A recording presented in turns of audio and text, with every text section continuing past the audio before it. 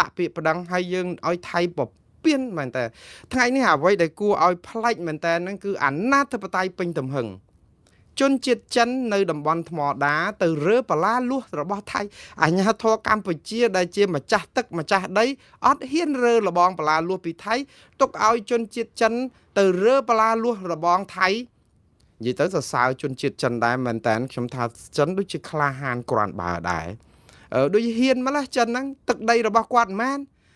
យើងការពារដីខ្មែរឲ្យខ្មែរមែនទេរើបលាលួសដើម្បីឲ្យដីខ្មែរបានមកខ្មែរវិញមិនអញ្ចឹងហ៎មែនទេចិនអត់មែនរើបលាលួសដើម្បីឲ្យដីនឹងคล้ายជាដែនអធិបតេយ្យរបស់ខ្មែររើពីថៃវិញទេចិនទៅរើបលាលួសដើម្បីបើកហាងបើកកន្លែងអាផ្ទះគាត់ដែលពាត់បលាលួសដើម្បីទៅការពារទ្រព្យឬក៏អីគឺយើងអត់ដឹងក៏ប៉ុន្តែរូបភាពនេះវាអាក្រក់មើលមែនតើអាក្រក់មើលហ្នឹងយើងថាំងសบายចិត្តដែរបានគេថាថៃតើតាចិនជនជាតិចិនទៅរើលបងបលាលួសហើយយកតុងជ័យចិនយកទៅកវីកវត្ត3 4តុងជ័យយកទៅដាក់នៅក្នុងដីខ្មែរតំបន់ថ្មដាតើស្អីគេឲ្យវិញទេឥឡូវខ្ញុំអត់យល់ដែនអធិបតេយ្យរបស់កម្ពុជាត្រូវបានថៃយកវាយយ៉ាងឡើងខ្ទេចខ្ទីឥឡូវនេះត្រូវបានជនជាតិចិនយកតុងជ័យគេមកកវីកវត្តពេញដីចិនមែនទឹកដីនឹងជាដីចិនមែនបានមានផែនទីសំទោសមានតុងជ័យចិនអីកវីកវត្តយើងដឹងអាកាលពីទម្លាក់គ្រាប់ក្ដុងនៅតំបន់ថ្មដានៅអីហ្នឹងចិនគេឡើងយកអាតុងជ័យនោះទៅដាក់លើកពូលអាគារគេនោះគេចង់ប្រាប់ថៃថាណែឯងកុំប៉ះអសោះអាគារនេះគឺអាគាររបស់ចិនណែឯងតាប៉ះរឿងអីចឹងគេចង់ប្រាប់ចាក៏ប៉ុន្តែភ្លេចគិតថានេះជាដែនដីខ្មែរតាគួរតែដាក់តុងជ័យខ្មែរបានត្រូវថាចឹងបានន័យថាម៉េចគេពាក់អាវយ័ន្តអាហ្នឹងដូចរូបលោកហ៊ុនសែន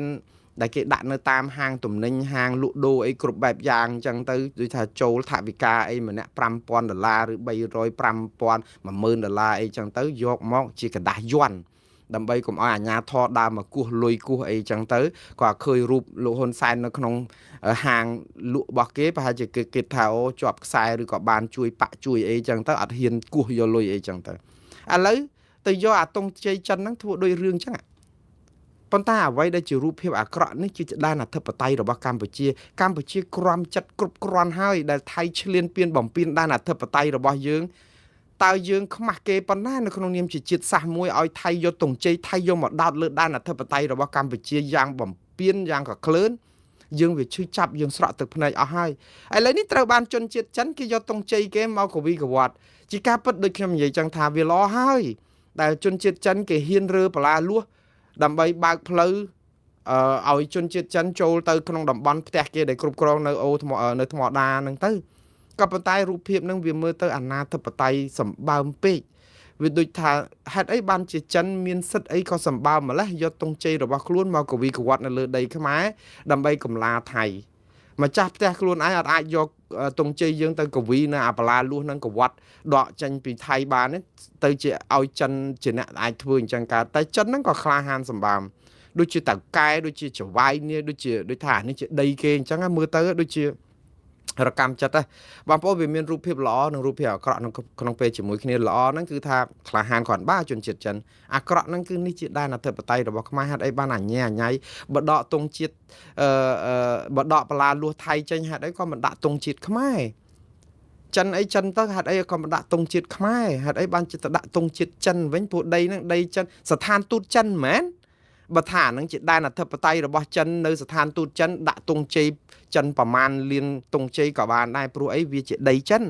តែនេះដីខ្មែរតាអាគារចិនក៏ដោយប៉ុន្តែជាដីខ្មែរតាលើកឡើងតែអាជ្ញាធរអនុញ្ញាតឲ្យប្រើទងជាតិបរទេសនៅក្នុងដែនអធិបតេយ្យប៉ុន្តែគេកម្រធ្វើអញ្ចឹងណាបងប្អូនគេមិនដែលអនុញ្ញាតឲ្យជនបរទេសយកទងជ័យបរទេសយកមកដាក់លើដែនអធិបតេយ្យសូម្បីតែកន្លែងណាក៏ដោយលើកឡើងតែពិធីស្វាគមន៍គណៈប្រតិភូមកពីប្រទេសដទៃឲ្យប្រជាពលរដ្ឋកាន់ទង់នៃប្រទេសនោះដើម្បីស្វាគមន៍ឬក៏ទទួលរយៈអីប៉ុន្តែទាល់តែអាគាររដ្ឋបាលសាធារណៈរបស់រដ្ឋមានកាត់ក្រមត្រឹមត្រូវមានការអនុញ្ញាតមានពិធីអីជាផ្លូវការមានការជូនដំណឹងអីទៀតផងហើយជាទូទៅទងជ័យបរទេសនេះដាក់បានតែក្នុងស្ថានទូតរបស់បរទេសទេ មិនអាចយកទៅដោតយកទៅកវីកវត្តនៅក្នុងដែនអធិបតេយ្យកម្ពុជាតាមតែអំពើចិត្តទេរកម្មចិត្តមែនតើបងប្អូនប៉ុន្តែហើយបើធ្វើម៉េចបើគ្នានោះក៏ពិបាកដែរហាងទំនិញរបស់ខ្លួនហ្នឹងជនជាតិចិននៅថ្មដាហ្នឹងគេបិទខ្ទេចខ្ទីមានចោលលួចចោលប្លន់អីអញញ៉ៃជួនកាលមិនដឹងធ្វើអីចេះតែកវីកវត្តឲ្យគេដឹងថាកន្លែងនេះហាងចិនឯងកំប៉ះទាំងថៃក៏កំប៉ះទាំងខ្មែរក៏កំប៉ះអីអញ្ចឹងទៅបាទរឿងនេះវាកើតឡើងហើយបងប្អូនហើយខ្ញុំជឿថាអាជ្ញាធរនឹងមានសេចក្តីរាយការណ៍អីបន្ថែមអឺអ្វីដែលជាដំណឹងគួរឲ្យមនោរម្យបន្តិចដែរមិនអាក្រក់ច្រើនពេកទេគឺថ្ងៃនេះយើងឃើញខាងក្រសួងការពារជាតិបង្ហាញថាទាហានថៃនិយាយទៅមេយុទ្ធភូមិភាគខាងកម្ពុជានិងថៃបានជួបគ្នាជាលើកដំបូងក្រោយបាត់ឈប់បាញ់នៅច្រកអន្តរជាតិជាំសងាំស្រុកលង្វែងខេត្តឧត្តរមានជ័យការជួបគ្នាគឺជារឿងល្អហើយកម្រិត GBC គឺកម្រិតជាគេហៅថាគណៈកម្មាធិការព្រំដែនថ្នាក់យុទ្ធភូមិភាគកម្ពុជាថៃនឹងឯងតាមសេចក្តីរាយការណ៍របស់អ្នកស្រីម៉ូលីសុជាតាកម្ពុជាអត់សូវមានសេចក្តីរាយការណ៍អីច្រើនទេគាត់គ្រាន់តែនិយាយថាក្រសួងការពារជាតិកម្ពុជាសូមជម្រាបជូនបងប្អូនទាំងអស់ឲ្យបានជ្រាបថានៅព្រឹកថ្ងៃទី15ខែមករាក្រុមលេខាធិការនៃគណៈកម្មាធិការព្រំដែនថ្នាក់យុទ្ធភូមិភាគកម្ពុជាថៃ RBC សំទុកខ្ញុំនិយាយ GBC ខុសហើយវាច្រើនពេក RBC GBC JBC តែនេះគឺ RBC បានន័យថា Regional Border Committee គឺគណៈកម្មាធិការព្រំដែនថ្នាក់យុទ្ធភូមិភាគគឺភូមិភាគ4កម្ពុជានិងភូមិភាគ2របស់ថៃបានជួបប្រជុំគ្នានៅច្រកអន្តរជាតិជាំសងាំស្រុកលង្វែងខេត្តឧត្តរមានជ័យនឹងលោកស្រីអ្នកស្រីម៉ូលីសុជាតាគ្រាន់តែបង្ហាញថាជួបនេះគឺជជែកគ្នាពិភាក្សាគ្នាសំខាន់តកតងនឹងរឿងពង្រឹងអនុវត្តខ្លឹមសារសេចក្តីប្រកាសរួមនៃកិច្ចប្រជុំពិសេសលើកទី3របស់ GBC កាលពីថ្ងៃទី27ខែធ្នូព្រមទាំងកិច្ចព្រមព្រៀងពាក់ព័ន្ធដទៃទៀតបាទខាងកម្ពុជាមានតែប៉ុណ្ណឹងជួបគ្នាដើម្បីនិយាយពីការអនុវត្តបទជុំបាញ់ប៉ុន្តែខាងថៃគេបាននិយាយទៅចេះទៅវិញថាកិច្ចពិភាក្សានេះគឺមាន3ចំណុចធំទី1គឺបង្កើតឲ្យមានក្រុមតំណាក់តំណងបោះដៃគ្នាទៅវិញទៅមកនៅក្នុងកម្រិតយុទ្ធភូមិភាគហ្នឹងដើម្បីសម្របសម្រួលកិច្ចការព្រំដែនខ្ញុំថានេះគឺជាការល្អទី2គឺបង្កើតឲ្យមានគេហៅពិធីសារសុវត្ថិភាពដើម្បីបង្ការកុំឲ្យមានរឿងផ្ទុះគ្រាប់ឬក៏បាញ់បោះអីនៅព្រំដែនដោយការលើកមុនទៀតដែលថៃចោទថាខ្មែរយើងប្លង់ដាក់ថៃរបួសទាហានថៃអារឿងគ្រាប់ប្លង់ឲ្យខ្មែរថាដុតសម្រាមទៅវាផ្ទុះអីចឹងទៅជារឿងគ្រោះថ្នាក់ដោយចៃដន្យអីហ្នឹងក៏ថាការពារកុំឲ្យមានអារឿងហ្នឹងទៀតណាគេប្រជុំរឿងហ្នឹងហើយនឹងទី3គឺបង្កើតក្រុមការងារដើម្បីដោះមីនចឹងបានន័យថាយុទ្ធភូមិភាគហ្នឹងក៏គេគិតតែពីរឿងដោះមីនដែរតែខាងកម្ពុជានិយាយតែពីអនុវត្តបទឈប់បាញ់ទេបាទឥឡូវខ្ញុំស្លេះរឿងហ្នឹងប៉ុណ្ណឹងឥឡូវចូលដល់រឿងលោកប្រាក់សិខុនឯនោះវិញឥឡូវវិលមករឿងចិនស៊ីបន្តិចព្រោះរឿងនេះវានៅតែក្តៅកគុកដែរបងប្អូនរឿងចិនស៊ីនេះគឺបងប្អូនដឹងហើយថាគេបានចាប់បញ្ជូនទៅចិនបាត់ទៅហើយក្រោយកម្ពុជាដកសញ្ជាតិកម្ពុជាពីលោកចិនស៊ីកាលពីខែធ្នូការដកសញ្ជាតិនឹងនីតិវិធីដកសញ្ជាតិការស៊ើបអង្កេតអីលម្អិតយ៉ាងម៉េចក្រសួងការបរទេសឬក៏កម្ពុជាមិនបានបញ្ជាក់ទេគ្រាន់តែថាបានដកសញ្ជាតិគឺដកសញ្ជាតិថ្ងៃ6សំទោសចាប់ខ្លួនលោកចិនស៊ីថ្ងៃ6បញ្ជូនទៅឲ្យចំថ្ងៃ7មករាដែលជាទិវាជ័យជំនះដែលកម្ពុជាអះអាងថាជាថ្ងៃរស់រានជីវិតលើកទី2ឯណានោះគឺគេដាក់ឲ្យចំថ្ងៃហ្នឹងប៉ុន្តែយ៉ាងណាថ្ងៃនេះគឺលោកម្សិលមិញគឺលោកប្រាក់សុខុនរដ្ឋមន្ត្រីក្រសួងការបរទេសកម្ពុជាប្រាប់សារព័ត៌មាន Reuters អន្តរជាតិថាអញ្ចេះហើយរឿងនេះគឺវាប្លែកទៀតហើយគាត់ប្រាប់ថាលោក Gen Z នេះបានសញ្ជាតិខ្មែរដោយខុសច្បាប់ទេមានន័យថាយ៉ាងម៉េចបងប្អូនលោក Gen Z ជាអ្នកអង្គញាទទួលបានការផ្ដល់បរមងារពីព្រះមហាក្សត្រប្រទានបរមងារហ្នឹងគឺបានន័យថាផ្ដល់បរមងារឲ្យលោក Gen Z ជាអ្នកអង្គញាជាទីប្រឹក្សារបស់ថ្នាក់ដឹកនាំស្ទើរតែគ្រប់គ្នាកម្ពុជាហ្នឹងហើយបានសញ្ជាតិខ្មែរតាំងពីយូរហើយតាំងពីឆ្នាំដូចជា2013ម្ដងឯងខ្ញុំសុំទោសហើយព័ត៌មានវាច្រើនពេកតែម្ដងពេលហ្នឹងព្រោះអីក្រោយមកហ្នឹងគឺក៏និយាយទៅគឺបានសញ្ជាតិហ្នឹងយូរឆ្នាំហើយ ប៉ុន្តែនៅពេលដែលមានរឿងរ៉ាវចាប់បញ្ជូនគាត់ឲ្យប្រជាពលរដ្ឋចោទសួរថាហេតុអីបានជាដកសញ្ជាតិខ្មែរពីគាត់ព្រោះគាត់មានខ្សែសញ្ជាតិខ្មែរគាត់លះបង់សញ្ជាតិចិនទៅហើយគាត់ខុសអីឲ្យប្រកាសបានជាដកសញ្ជាតិគាត់នឹងព្រោះអីការដកសញ្ជាតិមនុស្សម្នាក់គឺត្រូវតែប្រព្រឹត្តតាមប្រព័ន្ធតុលាការដោយសារគាត់ប្រព្រឹត្តទោសអីក្បត់ជាតិអីអញ្ចឹងទៅឧទាហរណ៍មិនស្រួលទេណាការដកសញ្ជាតិនេះគឺជារឿងមួយដែល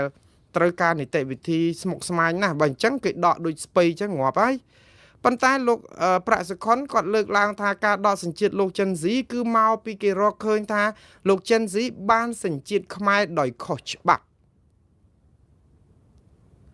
មានន័យថាការដែលប្រព័ន្ធសញ្ជាតិឲ្យលោកចិនស៊ីនិងអ្នកដទៃទៀតហ្នឹងមិនដឹងជាស្មុគស្មាញប៉ុណ្ណាខ្ញុំជឿថាលោកប្រាក់សុខុនអាចយកលេសប្រើប្រាប់សារព័ត៌មានអន្តរជាតិអំពីនីតិវិធីថាហេតុអីបានជាគេដកសញ្ជាតិលោកចិនស៊ីបើអត់ទាន់ឃើញប្រព្រឹត្តបទល្មើសអីខុសជាក់លាក់អីណាមួយផងបានន័យថាកម្ពុជារកឃើញថាលោកចិនស៊ីនឹងប្រព្រឹត្តអូក្រិតហើយឬយ៉ាងម៉េចបានជាដកសញ្ជាតិព្រោះអត់មានឃើញតឡាការកាត់ទោសគាត់អីសោះហើយដល់ពេលហើយស្រាប់តែដកសញ្ជាតិចឹងគាត់បកស្រាយយ៉ាងងាយគឺគាត់ថាអាសញ្ជាតិនឹងបានដោយខុសច្បាប់ចឹងដកទៅវិញក៏បានដែរចឹងគឺដកសញ្ជាតិលោកចិនស៊ីក្នុងន័យថាលោកចិនស៊ីបានសញ្ជាតិនេះដោយខុសច្បាប់តែប៉ុណ្្នឹងឯង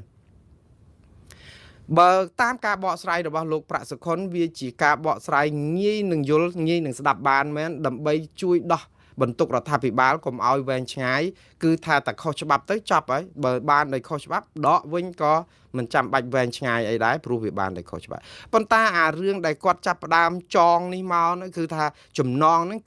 គឺចងសម្រាប់មុខទៀតហើយចុះបើខុសច្បាប់អ្នកណាប្រគល់សញ្ជាតិដោយខុសច្បាប់ទៅលោកចិនស៊ីហើយបើលោកចិនស៊ីបានសញ្ជាតិនេះដោយខុសច្បាប់ចុះប្រជាពលរដ្ឋបរទេសមកកណោក៏ដឹកដែលបានសញ្ជាតិកម្ពុជាតើនឹងមានការស៊ើបអង្កេតស៊ីជម្រៅយ៉ាងណាឲ្យដឹងអំពីប្រព័ន្ធអំពើពុករលួយនិងភាពមិនត្រឹមត្រូវអញ្ចឹងលោកប្រាក់សុខុនបង្ហាញអំពីកំបិតមុខពីរដែរកំបិតចិត្តដងឯងដែរឲ្យរួចខ្លួនថាហេតុអីបានបញ្ជូនលោកចិនស៊ីទៅចិនបើគាត់មានសញ្ជាតិខ្មែរគឺគាត់ថាបានសញ្ជាតិដោយខុសច្បាប់អ្វីដែលលោកប្រាក់សុខុនលើកឡើងមួយទៀតដើម្បីដោះសារនោះគឺថាមកពីលោកចិនស៊ីជាប្រជាពលរដ្ឋចិនទៀតអញ្ចឹងបានត្រូវបញ្ជូនទៅចិនអញ្ចឹងកម្ពុជាដោះសារយករួចខ្លួនចំណុច2ប៉ុន្តែអ្វីដែលលោកប្រាក់សុខុនលើកឡើងហ្នឹងគឺអ្នកណាក៏ដឹងដែរថាលោកចិនស៊ីបានលះបង់សញ្ជាតិចិនគាត់យូរហើយនៅពេលដែលចូលបានសញ្ជាតិខ្មែរគាត់លះបង់សញ្ជាតិចិនអញ្ចឹងអត់មានសញ្ជាតិចិនអីទៀតទេគាត់មានសញ្ជាតិអង់គ្លេសគាត់ទិញពីអង់គ្លេសអីចឹងដែរនឹងកោះណាមួយទៀតហេតុអីក៏មិនទុកគាត់កាត់ទោសនៅស្រុកខ្មែរនៅពេលដែលគាត់បាត់សញ្ជាតិចិនបាត់ទៅហើយតែលោកប្រាក់សុខុនបកស្រាយថាអត់ទេគាត់នឹងមានជាជនជាតិចិនគាត់និយាយចឹងវានឹងពំតណោតទៅនឹងអ្វីដែលលោកចិនស៊ីប្រកាសលាលែងសញ្ជាតិបានន័យថាម៉េចអត់ទាន់បានលាលែងសញ្ជាតិចិនទេអញ្ចឹងរឿងនឹងវាស្មុគស្មាញអញ្ចឹងកាលតែគាត់អត់មានអាលាលែងសញ្ជាតិចិនហ្នឹងយើងថាចោះអត់លាលែងសញ្ជាតិចិនអាម៉េចនៅពេលដែលគាត់អត់មានសញ្ជាតិចិនហ្នឹងឯងដែលកាលពីឆ្នាំ2019អាជ្ញាធរចិនស៊ើបអង្កេតទាមទារឲ្យយើងបញ្ជូនលោកចិនស៊ីទៅចិនដើម្បីយកទៅកាត់ទោសកម្ពុជាប្រកែកអត់ឲ្យទៅទេអាចនឹងហេតុផលថាគាត់ជាជនជាតិខ្មែរហើយនៅពេលនោះអាហ្នឹងបើតាមអ្នកកាសែតចិនហួងយ៉ាន់ដែលគាត់រាយការណ៍រៀបរាប់ពីរឿងដែលថាចិនទាមទារឲ្យបញ្ជូនប៉ុន្តែលោកហ៊ុនសែនអត់បញ្ជូនចិនស៊ីកាលពីឆ្នាំ2019រឿងនេះចង់បានថាវាស្មុគស្មាញណាស់រដ្ឋាភិបាលនៅពេលដែលប្រាប់ថាបានសញ្ជាតិដោយខុសច្បាប់គឺយើងកំពុងប្រាប់ថាប្រព័ន្ធផ្ដល់សញ្ជាតិរបស់យើងនៃក្រសួងការបរទេសយើងហ្នឹងគឺមានមន្ទិលដូច្នេះនេះជាវិញ្ញាសាមួយទៀតសម្រាប់ក្រសួងការបរទេសសម្រាប់លោកប្រាក់សុខុនខ្លួនលោកក្នុងការស្រាយមកកញ្ចប់ទៀតថាតើនឹងស៊ើបអង្កេតមន្ត្រីណាដែលផ្ដល់សញ្ជាតិខុសច្បាប់ឲ្យលោកចិនស៊ី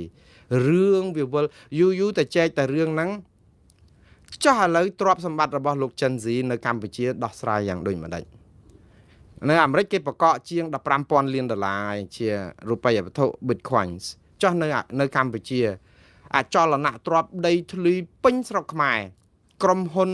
សហគ្រាសដែលគាត់ក៏ក្រើកដែលលុយរាប់ពាន់លានដុល្លារតាកម្ពុជាអនុវត្តយ៉ាងដូចម្ដេចអនុវត្តរឹបអូសទ្រព្យសម្បត្តិរបស់លោកចិនស៊ីដើម្បីយកទៅជាដោះស្រាយយ៉ាងម៉េចបើលោកចិនស៊ីអត់ទាន់មានទោសដោយប្រព័ន្ធតុលាការកម្ពុជាផងហ្នឹងតើយើងធ្វើយ៉ាងម៉េចដូច្នេះរឿងនេះគឺជារឿងឲ្យរួចខ្លួនហើយទន្សាយក៏រួចត្រីរ៉ក់ក៏រួចទៀតរួចត្រង់ថាម៉េចចិនស៊ីទៅដល់ចិនកាត់ទោសអីយ៉ាងម៉េចទៅ ដែលអធិបតេយ្យរបស់ចិនមកដល់កម្ពុជាបាត់សញ្ជាតិខ្មែរបាត់ទៅហើយអញ្ចឹងអ្វីដែលជាក្រុមហ៊ុនរបស់គាត់អាចគាត់ផ្ទេរទៅឲ្យនរណាមួយផ្ដាច់មុខទៅគឺអស់មានអីទទួលខុសត្រូវអាទ្របដែលបានមកពីអំពើឆោបោកលក្ខនឹងលក្ខគឺនឹងនៅជាទ្របរបស់ក្រុមហ៊ុននេះនឹងបាក់ពួកក្រុមគាត់ដូចសឡកពឹសទៀតរដ្ឋដែលខាតប្រជាពលរដ្ឋខ្មែរដែលខាតបាក់មុខលើឆាកអន្តរជាតិអត់បានអីសោះតើយើងគួរធ្វើយ៉ាងដូចម្ដេចខ្ញុំថារឿងនេះគឺជារឿងមួយដែលវែងឆ្ងាយណាស់កម្ពុជាជួនកាលគិតថាដោះស្រាយមកកលៈស្រួលរួចខ្លួនណាប៉ុន្តែអារបៀបដោះស្រាយតាមនយោបាយស្រុកខ្មែរដោយការរំលាយគណៈបកប្រឆាំងឲ្យបង្កើតច្បាប់នេះបង្កើតច្បាប់នោះដើម្បីបង្ក្រាបបកនេះឲ្យដាច់ខ្ទេចខ្ទីយើងអាចធ្វើបាននៅក្នុងក្របខ័ណ្ឌជាតិណាប៉ុន្តែនៅក្នុងក្របខ័ណ្ឌអន្តរជាតិមិនស្រួលអញ្ចឹងទេព្រោះអីអ្នកណាក៏មើលឃើញអំពីបញ្ហាដែរនិយាយពីទ្របរបស់លោកចិនស៊ីនេះយើងទៅបង្កក់ទ្របសម្បត្តិគេយ៉ាងដូចម្ដេចបើអត់មានតុលាការកម្ពុជាកាត់ទោសគាត់ពីបទល្មើសអីផងហ្នឹងយើងតើតែយើងកាត់ទោសគេពីបទល្មើសអីសិនបានយើងអាចបង្កក់ទ្របគេនឹងបាននៅក្នុងយុត្តាធិការដែនសមត្ថកិច្ចកម្ពុជាបើយើងអត់មានទោសអីទៅយកទ្របគេមករឹបអូសយើងខុសច្បាប់ទៀតហើយយើងទៅប្លន់ទ្របគេទៀតហើយទោះក្របទ្របនឹងបានខុសច្បាប់មិនខុសច្បាប់ក៏ដោយលោកវ៉ាន់ចាន់ឡូតដែលជាអ្នកដែលសិក្សាស្រាវជ្រាវផ្នែកច្បាប់មួយរូបហ្នឹងគាត់សរសេរលើ Facebook អញ្ចេះគាត់ថាបងប្អូនដែលចាញ់បោកសំទោសខ្ញុំនិយាយខុសរឿងខ្ញុំដកស្រង់លោកចាន់ឡូតតាក់ទងនឹងរឿងលោកលេងនវត្រាខ្ញុំនិយាយពីលោកម៉ែនណាតទៅនិយាយទៅដកឯកសាររបស់លោកវ៉ាន់ចាន់ឡូតទៅវិញលោកម៉ែនណាតលោកនិយាយអំពីប្រសាសន៍របស់លោកដែលលោកចង់និយាយឲ្យយោបល់តាក់ទងនឹងរឿងលោកចិនស៊ីនេះបាទហើយសមាជិកស្រីលោកម៉ែនណាតនិយាយអញ្ចេះថារដ្ឋាភិបាលក៏ត្រូវតែពិចារណានៅក្នុងការរឹបអូសទ្រព្យសម្បត្តិលោកចិនស៊ីដែលមាននៅកម្ពុជាដោយមួយផ្នែកទូទាត់សំណងអតិថិជនមួយផ្នែកបើកប្រាក់ឲ្យបុគ្គលិកនៅសេសសល់ត្រូវនឹងអ្វីដែលនៅសេសសល់គឺត្រូវដាក់ចូលជាទ្រព្យសម្បត្តិរដ្ឋលោកម៉ែនណាតថាអញ្ចឹងគ្រប់គម្រោងទាំងអស់របស់លោកចិនស៊ីដែលនៅក្រោមឈ្មោះចិនស៊ីផ្ទាល់ក៏ឬក៏ក្រោមឈ្មោះអ្នកណាក៏ដោយក៏ត្រូវបង្វិលចូលជាទ្រព្យសម្បត្តិរដ្ឋនឹងតាមផ្លូវច្បាប់រឹបអូសទ្រព្យសម្បត្តិរដ្ឋរឹបអូសជាទ្រព្យសម្បត្តិរដ្ឋព្រោះចិនស៊ីជាផ្នែកមួយដែរក៏គាត់មានសញ្ជាតិខ្មែរមានសញ្ជាតិខ្មែរចាត់ទុកថាជាខ្មែរប៉ុន្តែគេដកសញ្ជាតិបាត់ទៅហើយបាទយ៉ាងណានេះគឺជាប្រសាសន៍របស់លោកម៉ែនណាតដែលលោកបានលើកឡើងដោយដកស្រង់តាក់ទងជាមួយនឹងក្រុមហ៊ុនជាច្រើនរបស់លោកចិនស៊ីដឹងដែលត្រូវបានគេផ្អាកគេអីអញ្ចឹងសពបែបយ៉ាងរឿងនេះគឺនៅវែងឆ្ងាយទៀតណាស់បងប្អូនខ្ញុំយើងនៅតាមដានតទៅទៀតគ្រាន់តែថាដូចខ្ញុំនិយាយចឹងសឡក៏ពឹសហើយការដែលដកសញ្ជាតិលោកចិនស៊ីបញ្ជូនទៅចិនស្មានតែរួចខ្លួនឥឡូវយើងនៅអញ្ញៃពេញទឹកពេញដីនៅប្រទេសកម្ពុជានេះហើយកម្ពុជាគ្មានធ្វើអីក្រៅតែពីបកស្រាយដោះសារឬក៏ការពារអីអញ្ចឹងទៀតហើយប្រជាពលរដ្ឋនឹងចេះតែស្នើអញ្ចឹងទៅអស់ពីរឿងលោកចិនស៊ីថាឥឡូវវារឿងលោកអុកញ៉ាលេងនវត្រាណាវិញថ្ងៃនេះប្រជាពលរដ្ឋឡើងមកតវ៉ាប្រហែលជា100នាក់នៅមុខក្រសួងដែនដីនគររូបនីយកម្មដើម្បីឲ្យដោះស្រាយរឿងឆោបបោកអាផ្ទះខ្យល់អាស្អីលាក់ហ្នឹងគឺរកម្មចិត្តណាបងប្អូនមិនមែនលើកទី1គាត់តវ៉ានោះក៏ច្រើនលើកច្រើនគ្រាតែអត់បានដំណោះស្រាយសោះហើយរឿងការតវ៉ានេះប្រហែលជាអាចជាដោយសារតែបងប្អូនឃើញហើយយោធាខ្មែរម្នាក់ដែលលោកវិតកំសាននោះណាដែលតវ៉ាជាមួយលោកលេងនវត្រានោះដីគាត់ដែលគេបង់លុយឲ្យមិនមានដីមិនមានផ្ទះអីចឹងហើយដល់ពេលមានប្រតិកម្មពីសាធារណជនទូទៅព្រោះអង្គភាពរបស់លោកវិតកំសាននោះមកច្រានចោលថាមិនជាវីរៈកងទ័ពជួមុខលាក់នឹងលាក់អីណាអត់ជួយដោះស្រាយដល់ពេលផ្អើលពីតុលាការប្រជាជនតាម Facebook ទៅក៏ឃើញខាងមានការសម្របសម្រួលឲ្យប្លង់កម្មសិទ្ធិអីទៅលោកវិតកំសានហើយចោះប្រជាពលរដ្ឋដទៃទៀតហ្នឹងយើងអត់ដោះស្រាយតើយើងធ្វើទៅហ៊ានការពារជាតិដើម្បីបានយើងដោះស្រាយមែនឃើញទេបងប្អូនកំបិតចិត្តដងខ្លួនឯងទៀតហើយតែយើងដោះស្រាយច្បាប់មានស្តង់ដារទៅហ៊ានវីរៈកងទ័ពយើងយកចិត្តទុកដាក់វីរៈកងទ័ពជួរក្រោយក៏យ៉ាងម៉េចលាក់នឹងលាក់អីចឹងទៅដល់ពេលឲ្យប្រជាពលរដ្ឋក៏តវ៉ាដល់ចឹងអត់ដោះស្រាយឲ្យគាត់មិនច្បាប់យើងអនុវត្តបានតែចំពោះកងទ័ពទេឬក៏មិនអនុវត្តចំពោះប្រជាពលរដ្ឋស៊ីវិលទៅហើយបងប្អូនគឺថាវាគេហៅ the house of cards ភាសាអង់គ្លេសថា the house of cards នៅពេលដែលយើងកសាងយើងយកសន្លឹកបៀយកទៅរៀបធ្វើជាផ្ទះហ៎បងប្អូន នៅពេលដែលយើងរៀបសន្លឹកបៀជាផ្ទះគឺវាតែប៉ះមួយដួលសន្លឹកបៀមួយគឺថាវាអាលុំអស់ហើយគឺ the house of card បាននៃផ្ទះសង់ពីសន្លឹកបៀគឺវាក្លែងក្លងដូច្នេះហើយបានថាការដោះស្រាយបញ្ហានេះគឺនឹងវិលគ្មានទីបញ្ចប់ទេតើតែយើងដោះឲ្យលោកអង្គញាលេងលំត្រានឹងហាក់បីដូចជាគ្មាននរណាប៉ះគាត់បានសោះរឿងកម្រងរឿងឆោបោកហ្នឹងគឺដូចជាក៏ក្រើកគ្រប់ទីកន្លែងប៉ុន្តែយើងមិនដែលឃើញមានចំណាត់ការអីមួយគួរឲ្យដំកំភួនឬមួយក៏ដោយសារតែគាត់មានលុយរាប់លានដុល្លារដើម្បីជួយឧបត្ថម្ភកម្ពុជារដ្ឋាភិបាលពេលដែលមានគ្រាអាសន្នដូចកូវីដដូចទឹកជំនន់អីហ្នឹងឬក៏យ៉ាងម៉េចបាទអារឿងសមានចិត្តរបស់គាត់ទទួលយកទៅក៏ប៉ុន្តែអារឿងច្បាប់រឿងទម្លាប់រឿងយុត្តិធម៌សង្គមគឺជារឿងផ្សេងតកតងនឹងរឿងលោកលេងនវត្រានេះលោកវ៉ាន់ចាន់ឡូតនិយាយចេះវិញថាបងប្អូនអ្នកចាញ់បោកអង្គញាលក់ផ្ទះខ្យល់ឆាតមកខ្ញុំសុំជួយយោបល់ថាតើត្រូវធ្វើបែបណាតស៊ូបែបណាព្រោះប្តឹងហើយតែអាជ្ញាធរនឹងពួកអង្គញាតែមួយលើកលែងតែនៅមុខកាមេរ៉ាគឺពួកគេសម្ដែងធ្វើល្អតតែក្រោយខ្នងចាត់ទុកអតិថិជននៃពលរដ្ឋដូចជាជនអក្រិតចឹងពលរដ្ឋមានលុយទិញផ្ទះចុងក្រោយអត់ផ្ទះហើយធ្លាក់ខ្លួនក្ររហាមទៅទៀតលោកថាមានជំរើស2ទី1ចេញតវ៉ាជាសាធារណៈរាល់ថ្ងៃឲ្យពួកគេទទួលខុសត្រូវព្រោះបងប្អូនចាញ់បោកពិតប្រាកដនឹងគ្មាននរណារងយុត្តិធម៌ក្រៅពីបងប្អូនខ្លួនឯងជាជនរងគ្រោះនោះទេទី2លោកវ៉ាន់ចាន់ឡូតបន្ថែមថាឈប់បោះឆ្នោតនិងឈប់គាំទ្រគណៈបកប្រជាជនព្រោះគណៈបកនេះមិនអាចការពារទ្រព្យសម្បត្តិនិងយុត្តិធម៌ឲ្យបងប្អូនបានចំណុចទី2នេះចំណុចក្តៅដែរលោកវ៉ាន់ចាន់ឡូតព្រោះអីអត់តាន់ដល់រដូវបោះឆ្នោតទេប៉ុន្តែសារនេះទៅចិត្តបោះឆ្នោតប្រហែលជាប្រជាពលរដ្ឋអាចយកទៅពិចារណាបាទយ៉ាងណាបងប្អូនឥឡូវយើងខ្ញុំនៅសល់ព័ត៌មាន2ទៀតដែលនឹងបញ្ចប់តាក់ទងនឹងលោកថាក់ស៊ីនស៊ីនវ៉ាត់នឹងអាចត្រូវបានដោះលែងពីពន្ធនាគារនៅខែឧសភាលោកថាក់ស៊ីនជាប់គុក1ឆ្នាំដែលតុលាការឲ្យជាប់គុកប៉ុន្តែឥឡូវអត់ទាន់បាន2/3ទេច្បាប់នៅពន្ធនាគារថៃក៏ដូចខ្មែរដែរយើងជាប់គុកបាន2/3ទៅយើងធ្វើខ្លួនឲ្យល្អមិនបញ្ហានៅក្នុងគុកទៅគេពិចារណាសុំលើកលែងទោសប៉ុន្តែខាងមន្ត្រីឆ្មាំធនាគារហ្នឹងពន្ធនាគារហ្នឹងប្រាប់ថាប្រហែលជាខែឧសភាហ្នឹងលោកថាក់ស៊ីនអាចនឹងត្រូវបានដោះលែងហើយដោយសារតែគ្រប់2/3នៃការជាប់ពន្ធនាគារហើយលោកក៏មិនប្រព្រឹត្តអីផ្ដេសផ្ដាស់សហការជាមួយនឹងអាជ្ញាធរសមត្ថកិច្ចនៅក្នុងពន្ធនាគារអីចឹងទៅបាទតាមពិតចេញមកល្មមដល់ពេលដែលគេបោះឆ្នោតចប់ចាប់ពីហ្នឹងគឺរឿងមួយដែលសំខាន់មួយទៀតដែលខ្ញុំចង់ជម្រាបដែរគឺតាក់ទងនឹង visa មកអាមេរិកថ្ងៃនេះលោកត្រាំនិងក្រសួងការបរទេសអាមេរិកបានប្រកាសជាឱឡារឹកថាចាប់ពីថ្ងៃទី26សំទោសថ្ងៃ21ខែមករានេះតទៅអាមេរិកផ្អាក visa ប្រភេទអន្តោប្រវេសន៍បាទ visa អន្តោប្រវេសន៍សម្រាប់ប្រទេស75ច្រើនណាស់បងប្អូនជិត 40% នៃពិភពលោកហើយគឺត្រូវបានសហរដ្ឋអាមេរិកផ្អាកលែងផ្ដល់វីសានឹងជូនគឺវីសាអន្តោប្រវេសន៍ហើយប្រទេសដែលប៉ះពាល់ទាំង75ហ្នឹងគឺ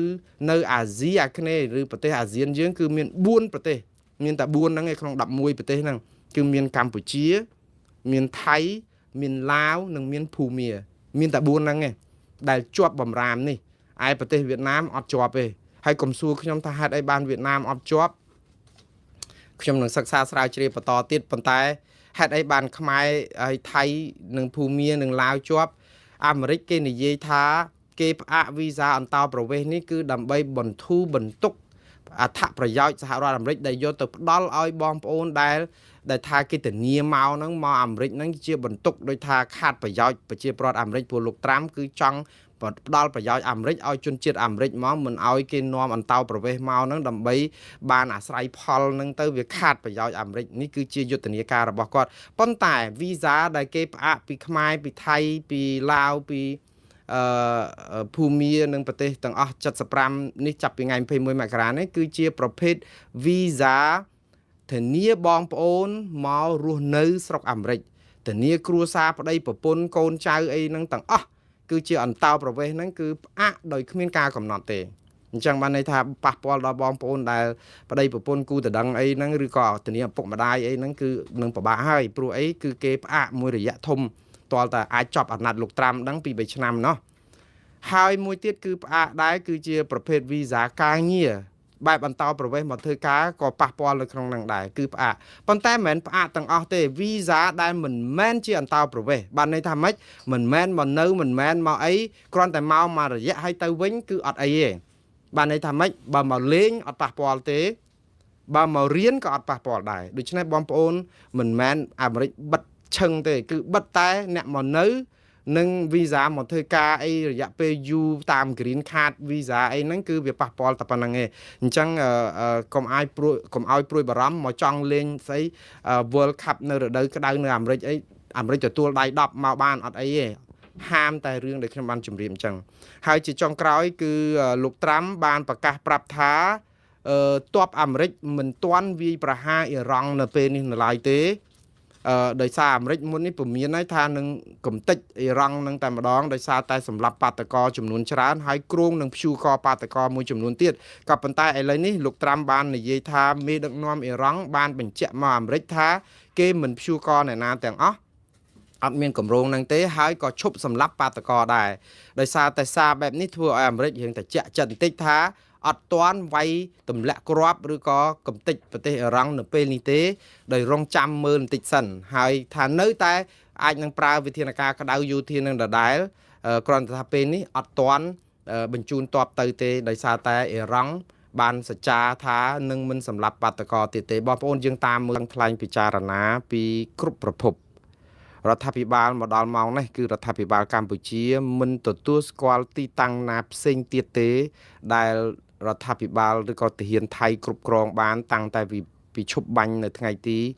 27ខែធ្នូឆ្នាំ2025នោះមកកម្ពុជាទទួលស្គាល់ទីតាំងដែលថៃឈរជើងបាននឹងហើយពេញលេញគឺតែ14ទីតាំងតែប៉ុណ្ណោះក៏ប៉ុន្តែក្រោយមកហ្នឹងគឺខាងអ្នកដែលតស៊ូមតិក្រៅប្រទេសជាពិសេសលោកអ៊ុំសំអានដែលជាមន្ត្រីកិច្ចការព្រំដែនរបស់រដ្ឋាភិបាលក្រៅប្រទេសក៏តែងតែបានបញ្ចេញព័ត៌មានបន្ថែមទៀតហើយព័ត៌មានរបស់លោកអ៊ុំសំអានហ្នឹងក៏មានឃើញរូបភាពដែលបញ្ជាក់ពីខាងភាគីថៃជាញឹកញយនៅទីតាំងជាច្រើនផ្សេងទៀតដែលអត់មានរាយនាមឬក៏រាប់ឈ្មោះនៅក្នុងទីតាំង14ដែលរដ្ឋាភិបាលប្រកាសទទួលស្គាល់ថាថៃឈ្លានពានដណ្ដើមកាន់កាប់បានទេគឺជាទូទៅឃើញយោធាថៃដាក់ទង់ជ័យឬក៏បោះទីតាំងនៅទីនោះមែនដែលជាទីតាំងថ្មីឲ្យប្រជាពលរដ្ឋនៅមូលដ្ឋានទាំងយោធា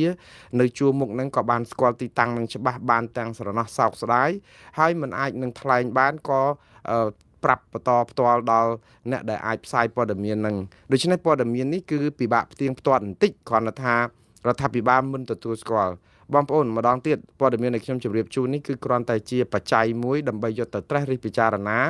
ហើយផ្ទៀងផ្ទាត់ព័ត៌មានជាមួយនឹងប្រភពដទៃទៀត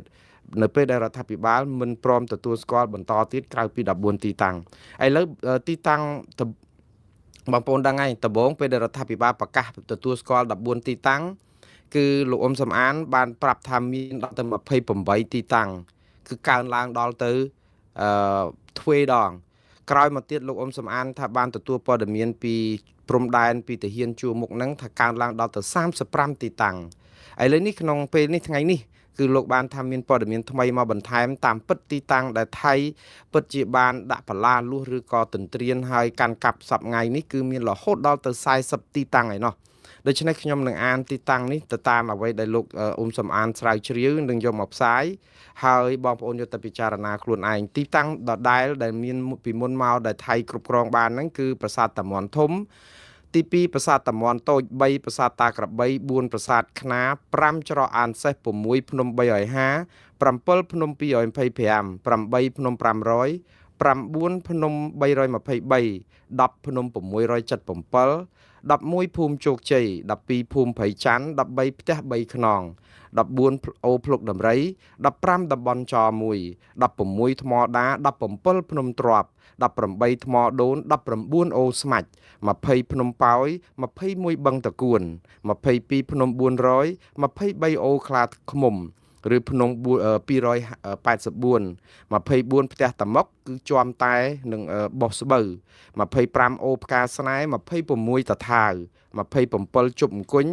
28បោះស្បូវ30ជាំតែ31ដើមត្រាង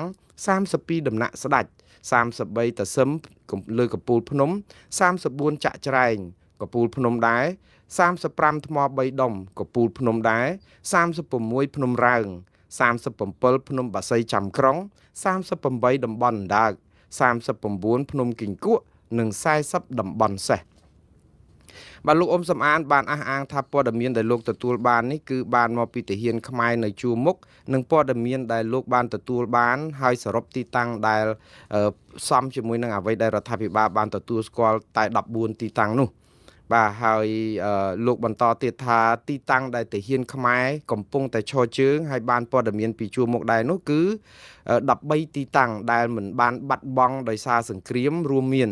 ប្រាសាទព្រះវិហារក៏នៅគង់ភ្នំខ្មោចនៅគង់ហ្នឹងបាននៅថៃអត់គ្រប់គ្រងបានប៉ុន្តែគេបាញ់ទម្លាក់គ្រាប់ខ្ទេចខ្ទីច្រើនកន្លែងដែរភ្នំខ្មោចភ្នំ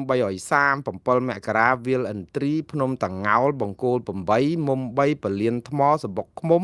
ភ្នំ75ភ្នំ333និងភ្នំ398បាទទីតាំង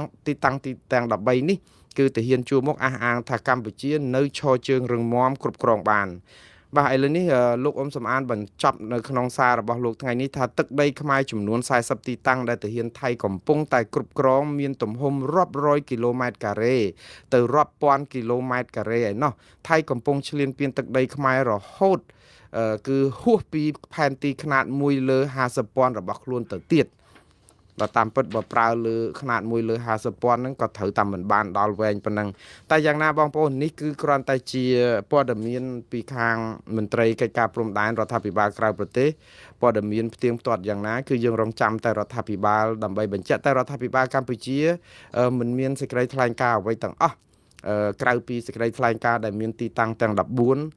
នោះគឺគ្រប់តែប៉ុណ្្នឹងឯងហើយឲ្យតែមានព័ត៌មានអីថ្មីគឺពួកគាត់អះអាងថាឲ្យទៅមើលដកស្រង់ប្រភពពីប្រភពរដ្ឋាភិបាលក៏ប៉ុន្តែអ្វីដែល